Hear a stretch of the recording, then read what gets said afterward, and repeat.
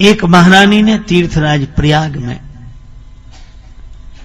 अपने पति के साथ यात्रा की, माघ मेला, संतों का दर्शन किया जगह जगह।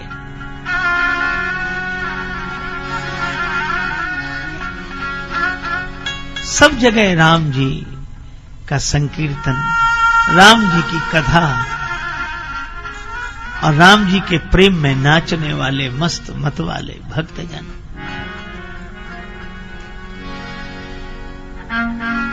महारानी को लगा कि इन भक्तों के बीच में जाकर मैं भी नृत्य करूं, इन भक्तों के बीच में जाकर मैं भी राम जी के नाम का संकीर्तन करूं, श्री सीता राम जी का दर्शन करूं।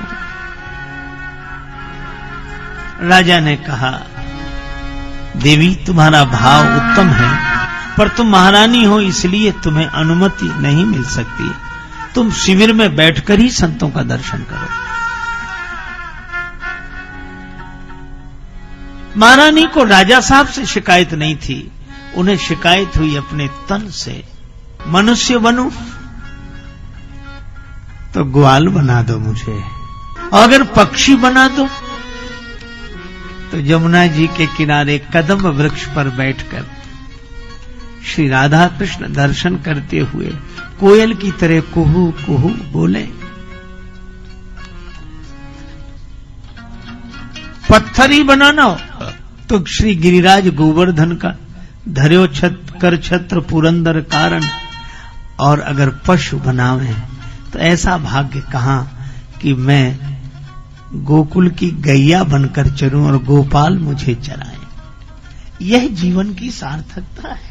प्रयाग में वो महारानी इस बात पर गिलानी कर रही है कि मेरा रानी का शरीर व्यर्थ है अगर भगवान के भजन में न लगे, भगवान की भक्ति न कर सकूं, संतों के बीच में जाके सत्संग न कर सकूं, प्रेम से गीत न गा सकूं, नृत्य न कर सकूं।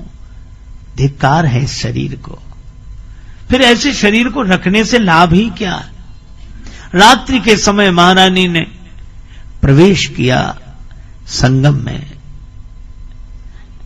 कंठ पर्यंत जल में खड़े होकर कहा कि प्रभु, आत्महत्या के समान कोई पाप नहीं, पर मैं वह भी कर रही हूं। दूसरे जन्म में मुझे रानी मत बनाना, साधारण परिवार में जन्म दे देना ताकि मैं सत्संग तो कर सकूं, आपके भजन करने वालों के बीच में तो जा सकूं। डुबकी लगा ली, रानी चली गई। सवेरा हुआ, राजा बड़े परेशान, जाल डलवाया, रानी का शरीर मिल गया, रानी तो जा चुकी थी।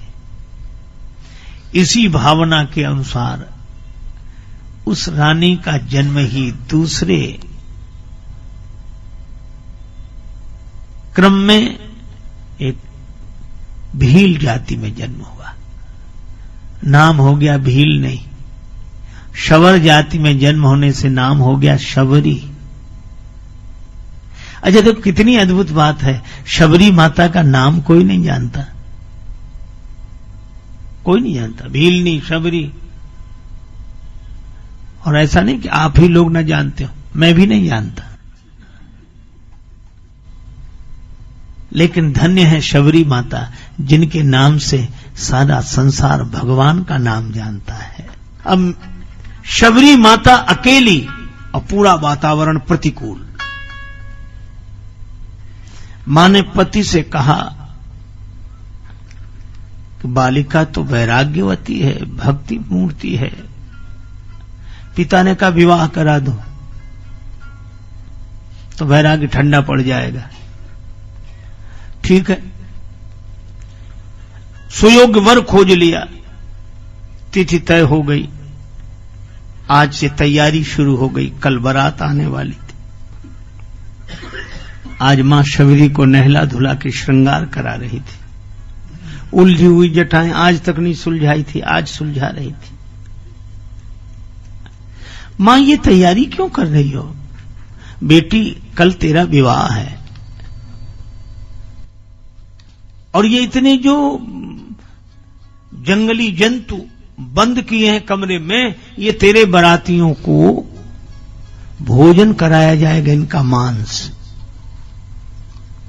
शबरी कांप गई। छोड़ छोड़ माता, मैं मांग ना कढ़ाऊंगी, भगवान का भजन करूंगी। भागी और जाते जाते कमरे का द्वार खोल दिया।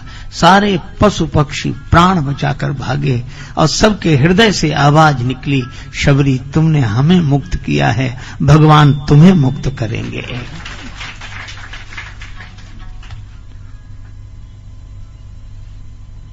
शबरी पहुंची वन में, जहां महात्माओं के आश्रम।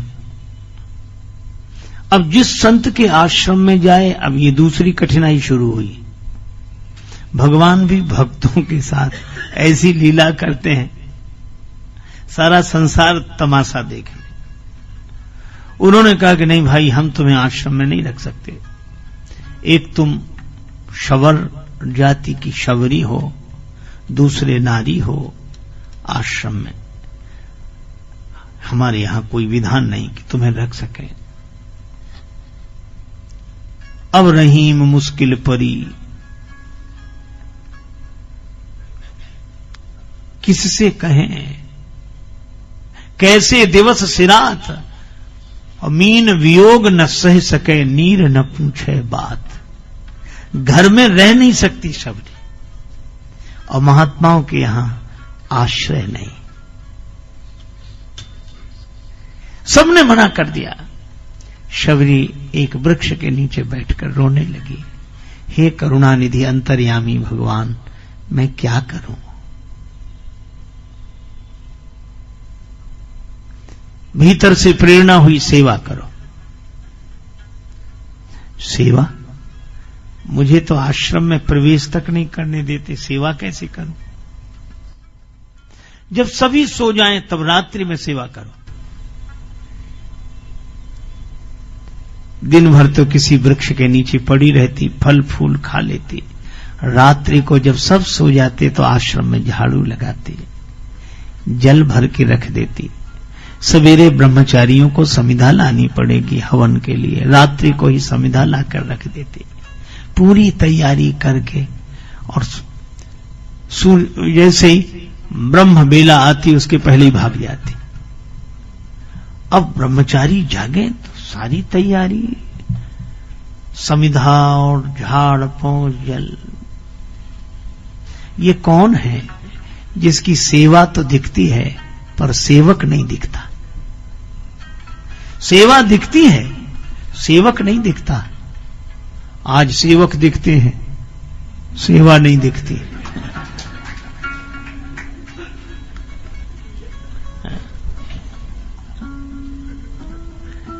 हम भी सेवक हैं, हम भी सेवक हैं, हम भी सेवक हैं।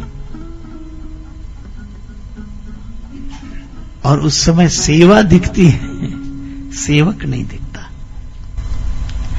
उस आश्रम के अधिपति ने कहा कि पता लगाओ कौन है यह सौभाग्यशाली। सौभाग्यशाली जीव कौन है जो सेवा करता है?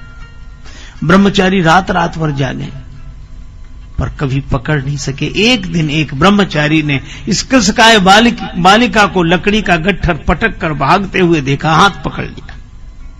ठहरो। घबरा गई, कांप रही थी। चलो गुरुजी के पास। गुरुजी के पास गई, आंसू बरसने लगे, हाथ जोड़े, सिर झुकाए, कांप रही थी। महात्मा ने कहा, तुम निर्भय होकर बोलो, ऐसा क्यों करती हो? शबरी ने रोते रोते अपनी व्यथा सुनाई। महाराज, परिवार में मैं रह नहीं सकती, आश्रमों में आश्रय नहीं मिल रहा है, भगवान का भजन करना चाहती हूं और मेरी कोई कांक्षा नहीं। इसलिए मैंने सोचा कि जब सब सो जाएंगे तब सेवा कर दिया करूंगी, मेरे अपराध को क्षमा करें। महर्षि महात्मा थे, आंखों से आंसू बरसने लगे। महर्षि ने कहा कि बेटी, मैंने तुम्हें बेटी कहा है, आज से तुम इसी आश्रम में रहो, पिता के घर में बेटी रहे, कोई कठिनाई नहीं, यहीं रहो। आश्रम के उन अधीश्वर का नाम था महर्षि मतंग।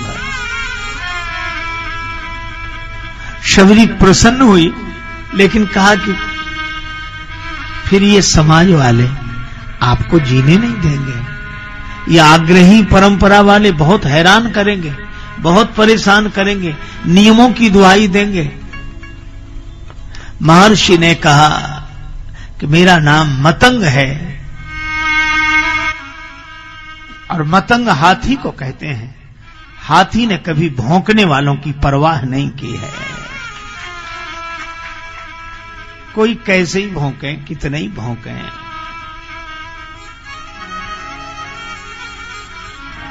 महर्षि मतंग ने कहा कि बेटी, मुझे भौंकने वालों की कोई परवाह नहीं, यही रहो, जिसे जो कहना हो कहे, हम उधर देख ही नहीं रहे। महर्षि मतंग ने कहा यहीं रहो। शबरी माता रहने लगी। आहा, बेटी तुम्हें कोई काम नहीं करना, तुम तो राम राम करो, कुटिया में रहो और सोते जागते उठते बैठते राम, जागत सोवत शरण तुम्हारी। ठीक है, रहने लगी शबरी माता। पर अंत सबका होता है। फरासो झरा जो बरासो बुताना। महर्षि मतंग के जीवन का अंतिम क्षण आया। महर्षि प्राणायाम के परायण होकर देह त्याग करने के लिए तैयार होकर बैठे। ब्रह्मचारी सब इकट्ठे हो गए, सबकी आंखों में आंसू। शबरी रोती आई, पिताजी आप कहां जा रहे हैं? महर्षि ने कहा कि बेटी वहीं जहां एक दिन सबको जाना होता है, वहां से कब तक लौटेंगे? महर्षि ने कहा वहां से लौटना कैसा? यद गत्वा न निवर्तन्ते तद्धाम परमम। यहां जाने के बाद फिर आना नहीं होता। शबरी रोने लगी, पिताजी मैं कहां जाऊंगी? मुझ अनाथनी के आश्रय तो आप हैं, आपने आश्रय दिया, समाज का विरोध सहन करके आश्रय दिया। महर्षि ने कहा कि बेटी सबके आश्रय भगवान है, तुम भगवान के आश्रित रहो, राम राम करती रहो। शबरी ने कहा कि सो तो ठीक है, पर मैं भगवान को ढूंढने कहां जाऊंगी? कब मिलेंगे मुझे राम जी? महर्षि ने कहा कि बेटी तुम्हें भगवान को ढूंढने नहीं जाना पड़ेगा, मेरा आशीर्वाद है, एक दिन भगवान तुम्हें ढूंढते हुए यहीं आएंगे। महर्षि ने शरीर त्याग दिया। शोकाकुल हुआ आश्रम। पर दूसरे दिन शबरी सोचने लगी कि महर्षि ने यह तो बताया नहीं कि भगवान कब आएंगे, कहीं आज ही ना आ रहे हो, और भगवान आए मेरी तैयारी न रहे। शबरी कर रही रास्ता साफ, मेरे घर राम पधारेंगे। शबरी कर रही रास्ता साफ। आज शबरी मां सोकर जागे, बाईं भुजा फड़क रही है, बायां नेत्र फड़क रहा। मिली ही राम सगुन शुभ होई, फरकत भुज बाम विलोचन। शबरी सोच रही अहिं का राजीव लोचन। शबरी सोच रही भगवान आएंगे, तैयारी की, प्रतीक्षा करने लगी। भगवान आए, मुनियों ने द्वार पर साज सजाए। भगवान ने कहा ये स्वस्ति वाचन बाद में, इस वन में मेरी माता शबरी रहती है, उसकी कुटिया कहां है? सर्वज्ञ प्रभु पूछ रहे मुनियों से, क्योंकि शबरी माता की महिमा बढ़ानी है। सब हताश हुए, पता बता दिया। अब शबरी ने दूर से देखा, बूढ़ी आंखों ने देखा। मार्ग दुखदाई में जीवन सुखदाई मिले। शबरी सोचती है मुझे ऐसे देखकर चौंक चक्रवर्ती जू को कहूं चाप चढ़ जावे न। मुझे कोई राक्षसी ना समझ ले। अच्छा, तो एक काम करो, पास में जाकर चरण भी कैसे छूं, मेरी या मलिनता को मैल मढ़ जावे ना। तो एक तरफ खड़ी रहूं तो मेरी या कुरूपता की कोर गढ़ जावे ना। फिर ये तो चले जाएंगे, मूंदरी मूंद दो हाथन इन आंखिन को, राम कढ़ जावे राम रूप कढ़ पावे ना। राम जी जाए तो जाए, राम जी का रूप। आंख बंद करके बैठ गई, पर भगवान आए। लक्ष्मण से कहा कि देखो हमने आने में देर की, इसलिए सबरी माता ने नाराज होकर आंख बंद कर ली। और शबरी जी सोच रही कि चले गए होंगे। आंख खोलकर जैसे ही देखा, शबरी देख राम गृह आए, भगवान आ गए। अब आश्चर्य, आंख बंद करे फिर खोले। राम जी ने कहा माता मैं आ गया। याद आ गई गुरुदेव की, मुनि के वचन समुझ जिय भाए। तैयारी तो रखी रह गई, नेत्रों के जल से ही चरण धो दिए। अपनी केश राशि से चरण पहुंच दिए, ले आई फूलों के आसन से, आसन पर बिठा दिया। कंद मूल फल सुरस अति दिए, राम कहूं आने, प्रीति सहित प्रभु खाए, बारंबार बखाने। और बेरों का तो ऐसा वर्णन है, बेर जनि लावो, बेर बेर जनि लावो, बेर बेर जनि लावो, बेर लावो कहें बेर बेर।